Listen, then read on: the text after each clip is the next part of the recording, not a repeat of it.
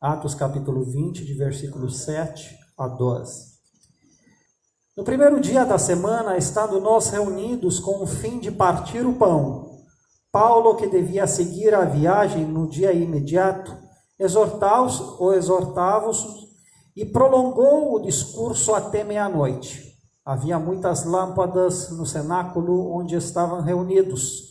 Um jovem chamado Eutico, que estava sentado numa janela, adormecendo profundamente durante o prolongado discurso de Paulo, vencido pelo sono, caiu do terceiro andar abaixo e foi levantado morto. Descendo, porém, Paulo inclinou-se sobre ele e, abraçando-o, disse: não vos perturbeis, que a vida nele está. Subindo de novo, partiu o pão e comeu, e ainda lhe falou largamente até romper da alva, e assim partiu. Então conduziram vivo o rapaz e sentiram-se grandemente confortados. Amém. Paulo estava em Troade, estava no seu caminho para Jerusalém, e como do seu costume, Paulo encontra os discípulos e tenta fortalecê-los. Pelo que parece, Paulo não havia de estar muito tempo aqui, o que faz por onde o seu discurso se prolonga. Paulo tinha muitas coisas a dizer e o tempo estava limitado. E no primeiro dia da semana, que nós entendemos que é o domingo, conforme os próprios judeus eles contam, Paulo estava reunido com o fim de partir o pão, antes de seguir a sua viagem. E é importante esse destaque, porque até então, como nós sabemos, os discípulos, os cristãos, ia na sinagoga, mas também se reunia separadamente para coisas exclusivas, como o partir do pão, que nós entendemos que é a Santa Ceia.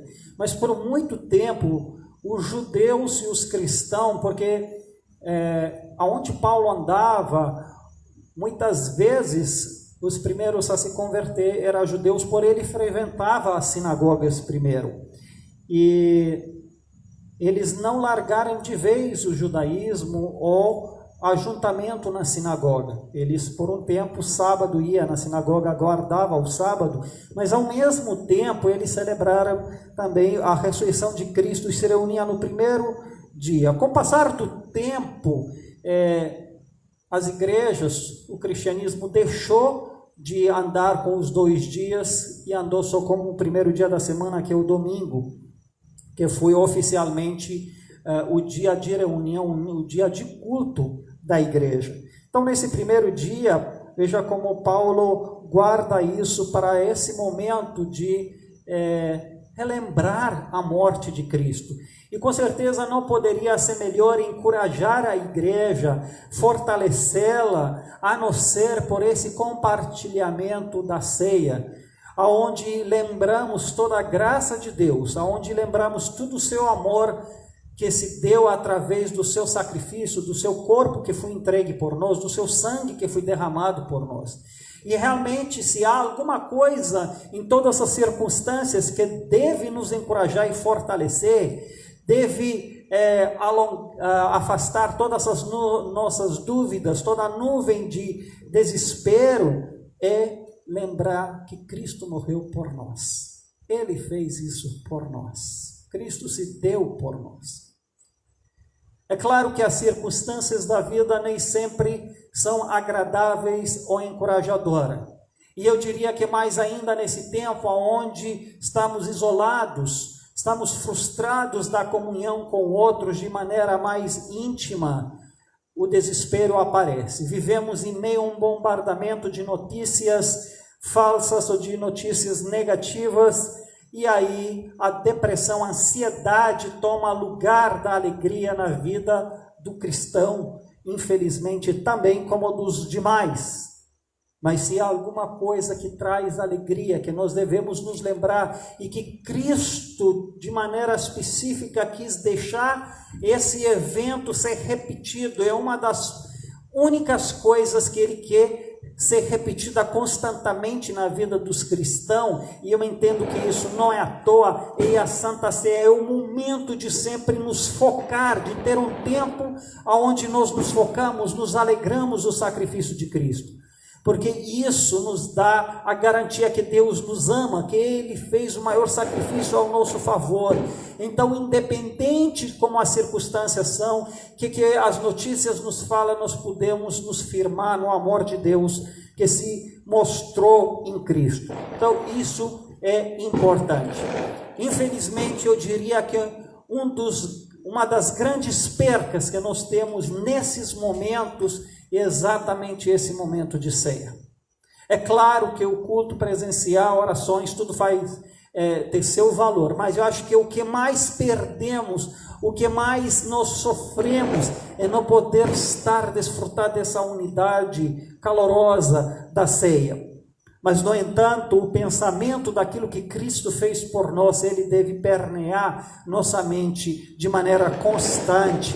Então, se você sente que a sua mente e seu coração vai se afastando da alegria, da esperança, volta a ler o que Cristo fez por você e agradeça a Ele, porque Ele morreu por você. E Paulo faz isso. Ele se une com os irmãos, estando reunidos a fim de partir o pão. E Paulo, que devia seguir a viagem no dia imediato, então veja, Paulo tinha uma viagem, e não era uma viagem fácil. Ele começa a falar aos irmãos, os exortando e prolongando o seu discurso até meia-noite.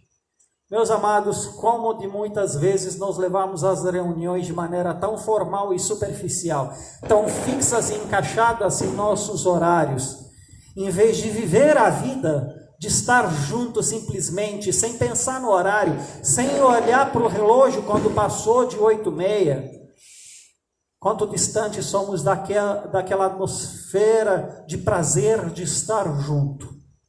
Como Davi dizia, que mais faz um dia na casa do Senhor do que 1000 em qualquer outro lugar. E todo o meu prazer são os santos do Israel. Como é gostoso ir para a casa de Deus. E, meus amados, o culto não é só para estar junto, para cantar, para orar e para ouvir a mensagem. É para nós nos alegrar.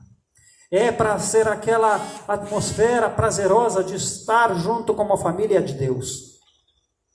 E talvez essa pandemia é ótima para nós começar a valorizar simplesmente o fato de estar junto. Porque, de certa forma, nesse tempo de pandemia e isolamento, nós continuamos a cantar, nós continuamos a ouvir a mensagem, nós continuamos a orar, mas estar junto não. E quem sabe Deus tenha a nos dizer, dentro da nossa superficialidade, nos arrepender de tantas vezes quando nós apressamos o passo para sair para casa. Terminou o culto e vamos para casa. Não aproveitamos o tempo de tomar um café, de tomar um chá, ou se não quiser nada, que esteja lá apenas para abraçar o irmão, de bater um papo. Então estão apressados. É um momento por semana que temos e muitas vezes o desvalorizamos. O que dizer? Quando temos ocupações, se amanhã tem um exame, se tem uma viagem, eu não vou hoje para o culto porque preciso descansar, amanhã tem uma viagem longa, tem que fazer a mala. Quanto superficial nós somos. Olha o apóstolo Paulo. Paulo havia de fazer uma viagem e não era como hoje, você liga para o Uber te leva no aeroporto, o avião te leva a 3.000 quilômetros de distância em apenas 3 horas com serviço de bordo e tudo que tem direito. Não, meus amigos. Paulo ia pegar suas sandálias pela poeira dos caminhos, iria andar a pé, raramente andava de jumento ou de cavalo, e enfrentando os perigos, os temporais e outros problemas. Ele havia uma viagem muito longa, talvez era razoável dizer, Paulo, descansa, por a partir de amanhã você pegará o caminho, aproveite de descansar, larga de ir para a igreja hoje. Muitas vezes nós cristãos, às vezes dizemos aos filhos, filho, amanhã você vai viajar, você vai ter exame, dorme, descansa. Que errado, que errado. Paulo tinha uma viagem. E ele não só apressa, termina logo que a gente tem que fazer a mala, amanhã tem que sair. Paulo se prolonga mais ainda. Ele fica até meia-noite falando, Paulo, você esqueceu que você tem uma viagem? E parece que depois que haja um evento aí que nós vamos falar dele, ele se empolga e vai mais ainda falando, ele quase não dorme. Mas você não percebe que ninguém queria ir para casa. Paulo que teve a sua viagem, mas ele sabia que talvez não haverá de ver a face daqueles irmãos por muito tempo. E ele queria aproveitar aquele momento em cheio de dar tudo que poderia dar para a vida deles. E acredito, meus irmãos, que nenhum quis ir para casa, nenhum queria que aquele momento acabasse. O grande apóstolo Paulo havia de viajar e talvez não saberia quando o viria de novo. Haveria de estar sozinho, sem ele por muito tempo. E eles queriam absorver da sua boca todas as palavras, toda a sabedoria que Deus lhe deu. E não importava quando estava. Não era só ouvir uma mensagem, inserou 1, 2, 3 pontos, aplicação, beleza, amém, vamos embora. Não, ele estava lá. Meus amados, eu quero dizer para você que eu vivi esses tempos. Eu vivi esses tempos quando, no meu cidade de origem, a gente se reunia. E às vezes via um pregador de longe, apreciado. Nós não queremos acabar o culto.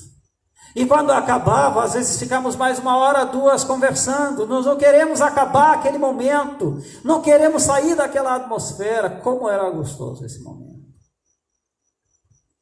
Hoje em dia, que tristeza. Por qualquer motivo, nós vamos para casa.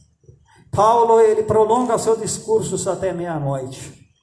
A gente diz, olha, o estudo diz hoje que você não pode pregar mais de 20, 25 minutos, porque o ser humano, ele não capta mais, perde a atenção.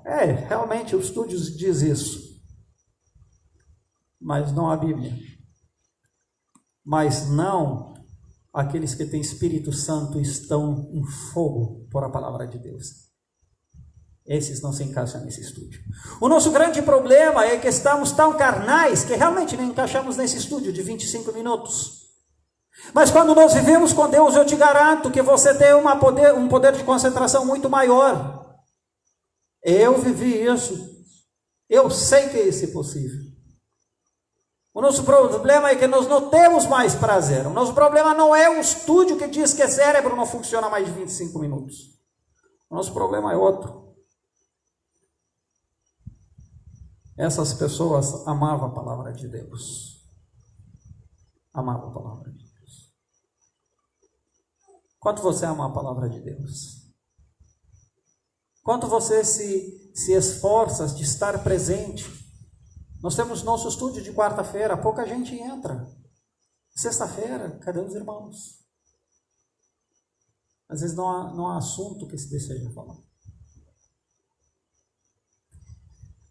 Paulo prolonga o seu discurso. Já pensou se eu vou prolongar meu discurso até meia-noite? Os irmãos vão dizer que eu não sou normal. Talvez não esteja. Mas não vou prolongar, pode ficar tranquilo.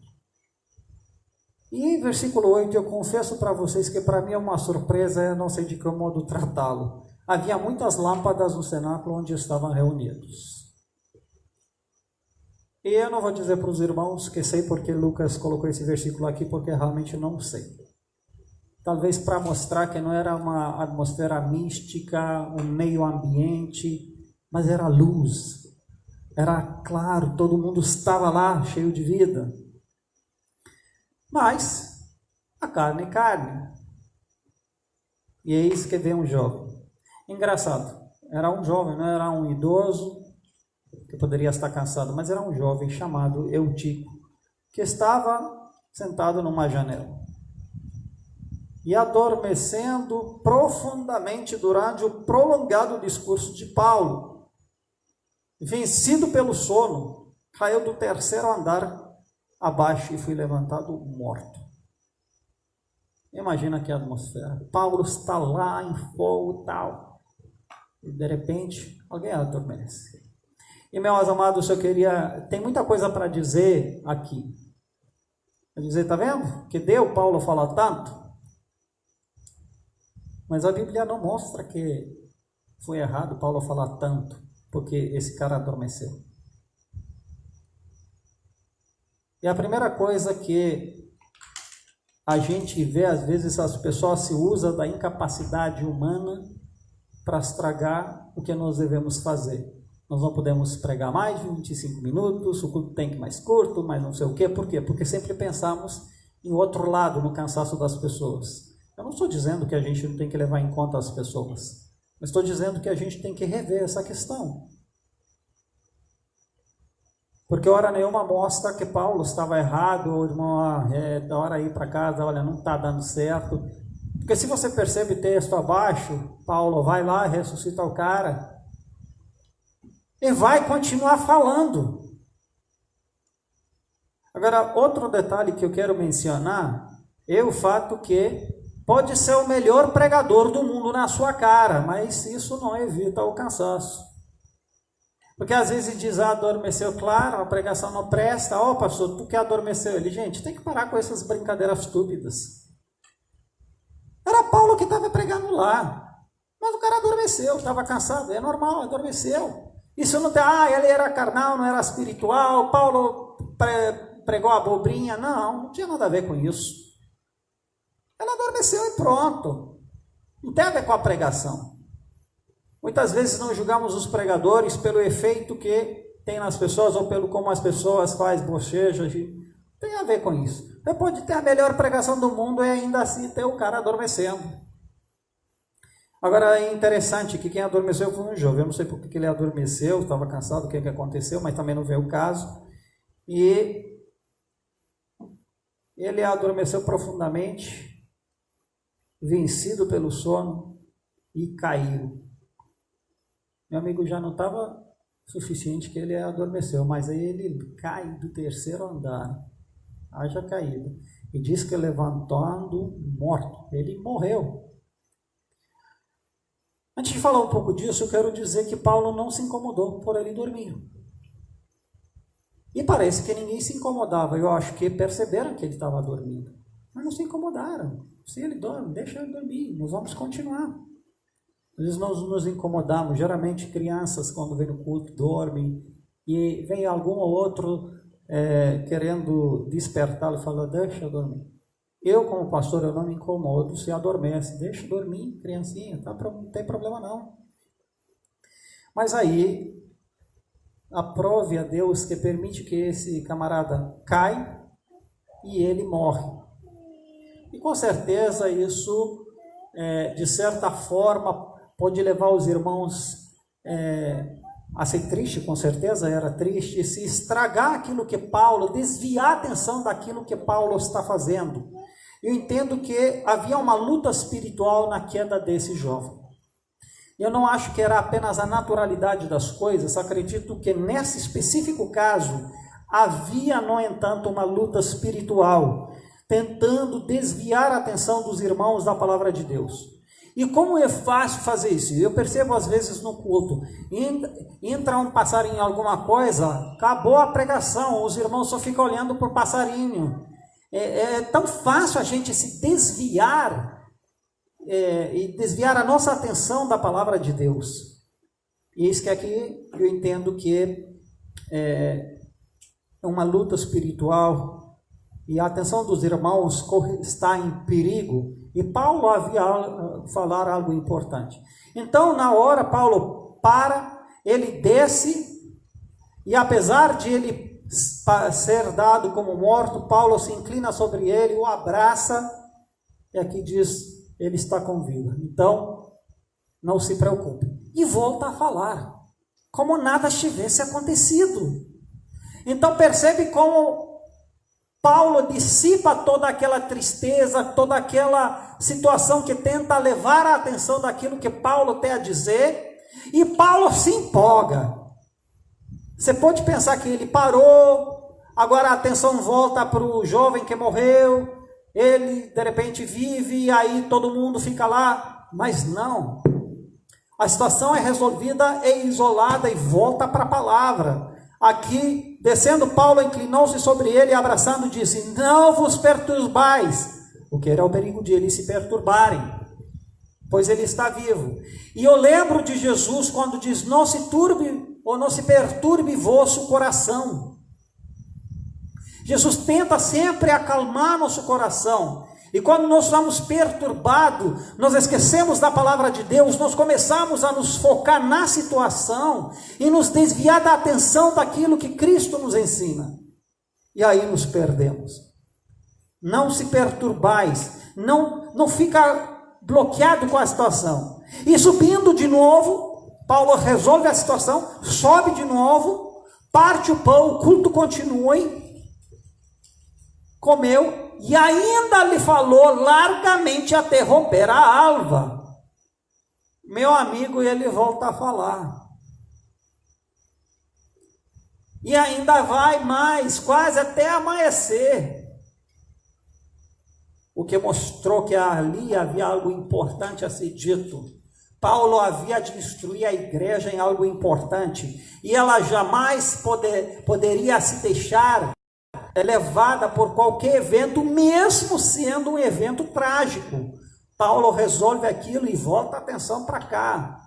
A gente tem que ser atento nos cultos de não nos deixar distraídos tão fácil, meus irmãos. Infelizmente, no Brasil, as pessoas andam demais nos cultos. Eu não estou falando dos irmãos mais idosos que não tem o que fazer e precisa ir no banheiro para fazer xixi. Mas há uma ida e volta para fora, para dentro, para fora, para dentro, beber água, ir no banheiro o tempo todo e muitas vezes necessário. Isso atrapalha não somente o pregador, mas atrapalha o entendimento para a pessoa que sai e entra. Então é preciso que nós vejamos essa questão. Tenta arrumar o que você precisa antes e garanto que você não vai morrer de sede. Não vai morrer de nada. Então, fique no culto, não deixa nada distrair a sua atenção. Talvez quando você está agora em casa, é um exercício de disciplina maior ainda, porque eu não estou te vendo. Você, de fato, agora pode se levantar, me deixar falar sozinho, e você ir para lá, abrir a televisão, beber um café, fazer outra coisa. Mas aproveita essa pandemia, estar em casa, se disciplinar. É hora de culto, larga outras coisas, faz outras coisas depois, tenta se concentrar. E meus amados, esse texto eu acho que tem muito a nos dizer sobre essa questão de a gente se focar na mensagem, tentar captar o que Deus tem a nos dizer, e não deixa nada, por mais legítimo que pareça, te atrair atenção em outro lugar. Paulo subiu de novo, partiu o pão e continuou, lhe falou largamente. E não está indo ninguém embora, ninguém está reclamando. Paulo, tudo bem, cara, beleza, deixa eu te dar um abraço, amanhã você viaja, olha, já deu o que era para dar. Não, meu amado, está todo mundo lá. Está todo mundo lá. Que cristianismo diferente do nosso. Cadê aquele prazer de estar junto? Nós somos intocados em programas, em pesquisas de quando o cérebro aguenta ou deixa de aguentar. Amanhã, pastor, temos trabalho, pastor, amanhã me acordo 6. Meu amado, eu também me acordo. Meu amado, Paulo se acordou e teve um caminho longo pra caramba. E ficou lá. Você acha que a vida desses irmãos será mais fácil do que a sua? Eu te garanto que não. Então pare de reclamar. Então conduziram o vivo, o rapaz, e sentiram-se grandemente confortados. Veja como a questão de ele voltar vivo é deixada para o final. A ênfase era a palavra de Deus. Mas como Deus é grandioso e cuida das nossas necessidades e fraquezas, Deus não deixou que eles ficassem entristecidos, no entanto, pela morte do rapaz. E ele é conduzido vivo. E todos eles são confortados por isso. E assim Paulo vai partindo. E assim Paulo partiu. Paulo falou até de manhã, conduziu o rapaz vivo, deu um abraço e partiu. Ele não teve tempo nem de descansar. Que lição. Que Deus nos abençoe a rever nossos valores e prioridades. Ser daqueles que valorizam a palavra de Deus. E que não vai, meu Deus, ele não está acabando e eu ainda tenho que dormir. Meu amado, vamos nos verificar. e vamos.